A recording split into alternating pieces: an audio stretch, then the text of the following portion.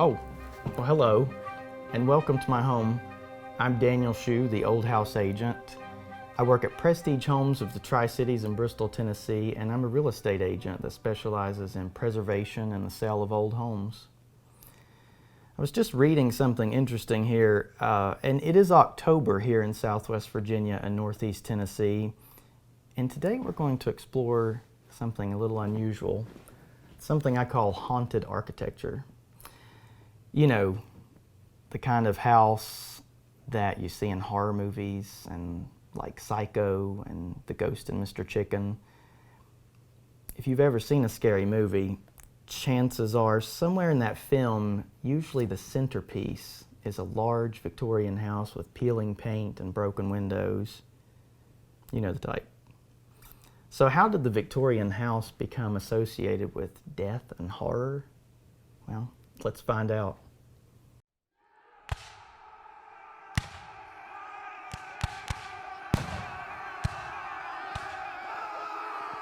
After the Civil War and entering the Industrial Era, architecture began to change.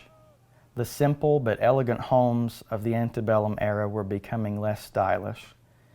The country was getting richer, and people who never had money before were suddenly extremely wealthy.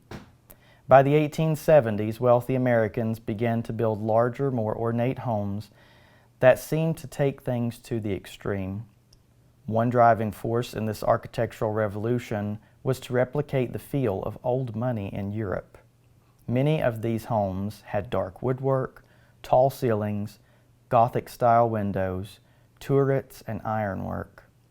Also, following the horrors of the Civil War, was the sadness of so many soldiers and civilians that were never seen again, leaving families with no closure. This helped stimulate the idea of reaching out to the dead through seances and such after the birth of spiritualism in the 1830s. Some rooms were even dedicated to strange collections from all over the world. People could travel now more freely, and that meant bringing souvenirs home. Things like taxidermy, African artifacts, and even shrunken heads became decorations in these large homes. These libraries and studies were built on the idea from wealthy Europeans over 100 years earlier of the cabinet of curiosities, or the Kunstkammer from the German word. Just add all these elements together for a second. Thick, heavy velvet drapes, Gothic ironwork, dark wallpapered rooms, strange stuffed animals, and people trying to talk to ghosts. That is pretty much a good start for how the Victorian home became the centerpiece for the horror movie. This Gilded Age was not only an era of wealth and inventions, but one of income inequality and sadness for some. While the main parts of these glorious mansions were home to very expensive things from all over the world, other parts of these houses were areas where servants were expected to work for very little while navigating tight, dark stairwells so they would not be seen while doing this work. While not every home was such a sad place for servants, many of them viewed these places as sad and representing a time when money was gained from exploiting the financial needs of others. The Great Depression brought many of these wealthy families to their financial end, and then after World War II, the massive need for housing, coupled with the desire for modern design, spelled the demise of many large Victorian houses. Many of these once grand structures that were left became hard to keep up, and families moved on to more efficient modern neighborhoods, leaving them to slowly rot. Some entrepreneurial folks purchased these homes cheaply and created boarding houses to maximize space and profit. While this saved lots of old houses, many times there simply wasn't enough income to properly maintain all these intricate details and the scale of the house.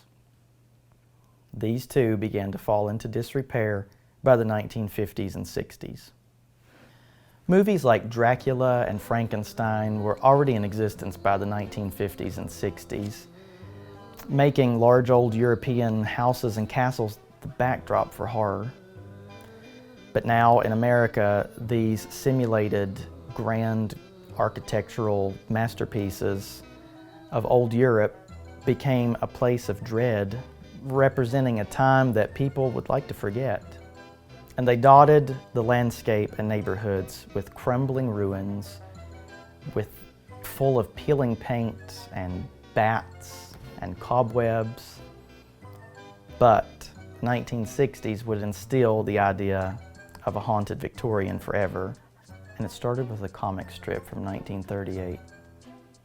The Addams Family was a standalone single-panel comic that was created in 1938 by Charles Addams. The family was morbid and kooky, mysterious and spooky. And what did this strange family live in? A decaying Victorian mansion, of course. Eventually, these symbols of dread became the go-to for horror movies and shows. Psycho, The Munsters, It, and Insidious, just to name a few.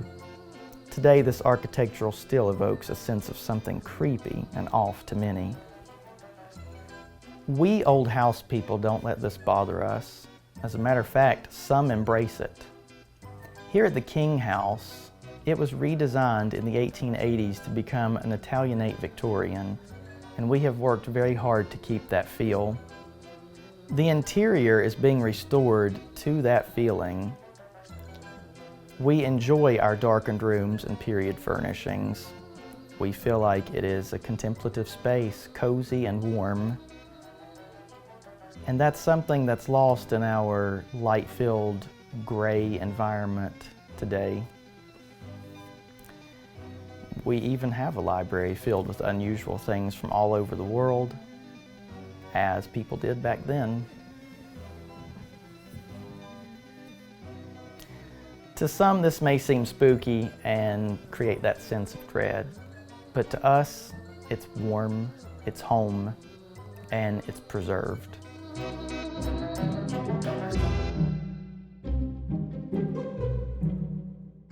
Now let's take a look at some of the things we have here at our home. What we have here in our library is an Egyptian Ushabti, and this guy dates to about 5,000 years ago. Originally, when a king or a pharaoh or someone would die, the servants of that person would be killed and put into the tomb with them to serve them in the afterlife. But eventually, this became a bit of a problem. As you can imagine, the servants started being a little thin. So they created these little guys, and I guess they placed a spell on them and all kinds of strange things, and about 100 of them would be placed in a tomb to serve them in the afterlife. Now what we have here is a bobcat skull, and it's very well preserved. And I'm lucky enough to have a wife that shares the same passion for unusual things, so this was actually a Christmas present for me one year. And being Catholic, this piece is really important to me. This is a 400-year-old statue from a church in the Philippines of Mary, and it's just a really fascinating piece. So here's an example of how thick curtains were back then. They were meant to keep out cold drafts from leaky windows, and also without the protection of UV glass, all these expensive furnishings and velvet upholstery could suffer and be damaged from all the sunlight coming through the window. And here we have a perfect example of the kind of furnishings that would have been in houses like this. You can see the ornate carving, very reminiscent of old Europe, and the dark wood and the dark fabric, all encompassing this feeling of darkness and warmth from these Victorian interiors.